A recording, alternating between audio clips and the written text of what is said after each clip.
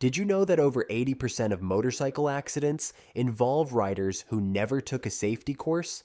That's a scary stat. But here's the good news. You're already ahead of the game just by being here.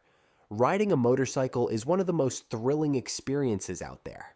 But there's a lot they don't tell you before you hop on two wheels. From bikes getting stolen to why your motorcycle won't replace your car. These are the 7 facts you must know before you start riding. Trust me, skipping these could cost you big time. So if you're serious about riding and want to stay safe while having the time of your life, stick around. Let's get into it. Number 1. Your motorcycle won't replace your car.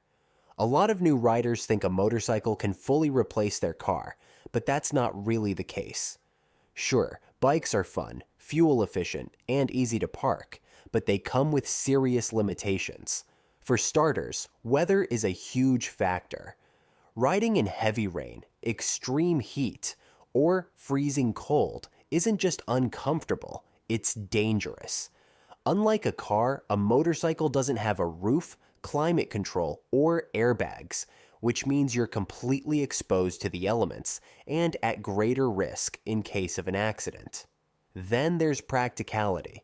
Good luck carrying groceries, passengers, or anything bigger than a backpack without some serious modifications.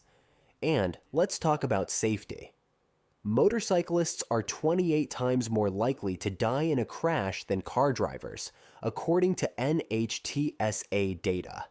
Even if you ride carefully, you're at the mercy of distracted drivers, bad road conditions, and unpredictable situations that wouldn't be a big deal in a car. So while a motorcycle is an amazing machine for commuting or weekend rides, don't make the mistake of thinking it's a one-to-one replacement for a car. Number 2. Start with a manageable bike. One of the biggest mistakes new riders make is jumping straight to a powerful, heavy bike they can't handle. It's tempting to go for that 1000cc sport bike or a massive cruiser, but trust me, that's a fast track to dropping your bike, scaring yourself, or worse, getting into a serious accident. A smaller, more manageable bike, something in the 300 to 500cc range, is a much smarter choice. These bikes are lighter, easier to control, and won't overwhelm you with too much speed or power. Remember, riding is all about skill, and skills take time to build. If your bike is too big or too aggressive, you'll be too focused on just keeping it upright instead of learning proper technique. Moreover, smaller bikes are usually cheaper to buy, insure, and maintain, making them a much better option for beginners.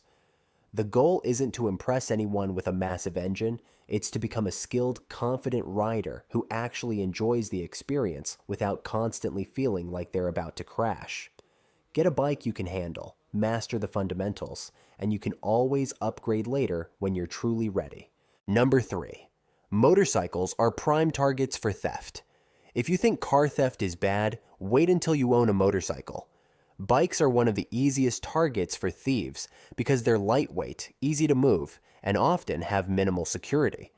Unlike a car, which requires breaking in and hot wiring, a motorcycle can be lifted into a van in seconds and gone without a trace. In fact, thousands of motorcycles are stolen every year, and most are never recovered. Even if you have insurance, dealing with a stolen bike is a nightmare, and it's not always covered in basic policies. That's why you need to take security seriously.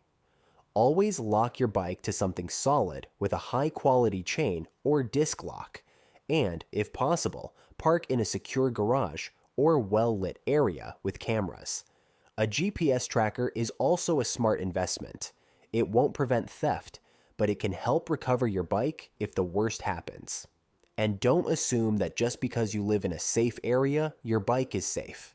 Thieves target motorcycles everywhere, from big cities to quiet neighborhoods.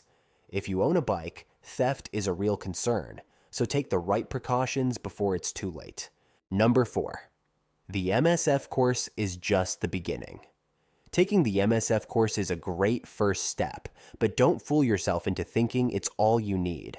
The course teaches you the basics: how to start, stop, and turn safely. But real-world riding is a whole different challenge. On the road, you'll face aggressive drivers, unpredictable weather, and road hazards like potholes, oil slicks, and distracted pedestrians. The MSF course won't prepare you for all of that, so your learning doesn't stop once you get your certificate. To really develop your skills, you need seat time. Start by practicing in empty parking lots to refine your low-speed control, emergency braking, and slow turns. Then, ease into real traffic in low-risk areas before working your way up to highways and busy streets. Consider taking advanced riding courses, like track days or defensive riding classes, to sharpen your abilities even further. Number 5. Anticipate dropping your motorcycle. No matter how careful you are, at some point, you're probably going to drop your bike.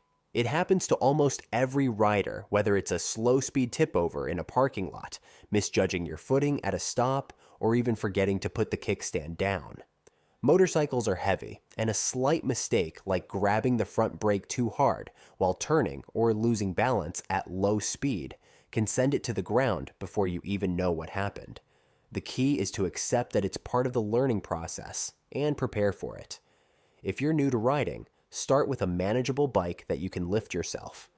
Practice proper techniques for picking up a fallen motorcycle so you don't injure yourself.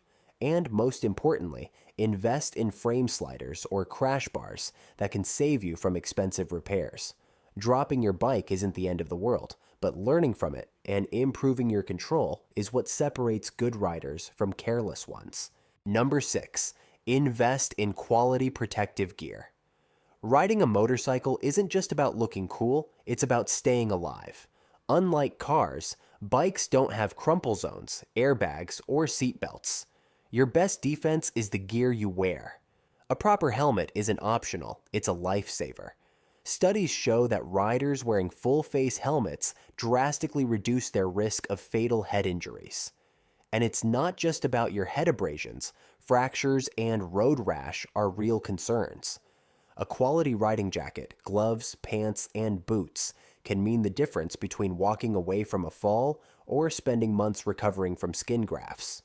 Cheap gear might seem tempting, but it won't hold up when you need it most. Look for gear with CE-rated armor, reinforced stitching, and materials like leather or Kevlar.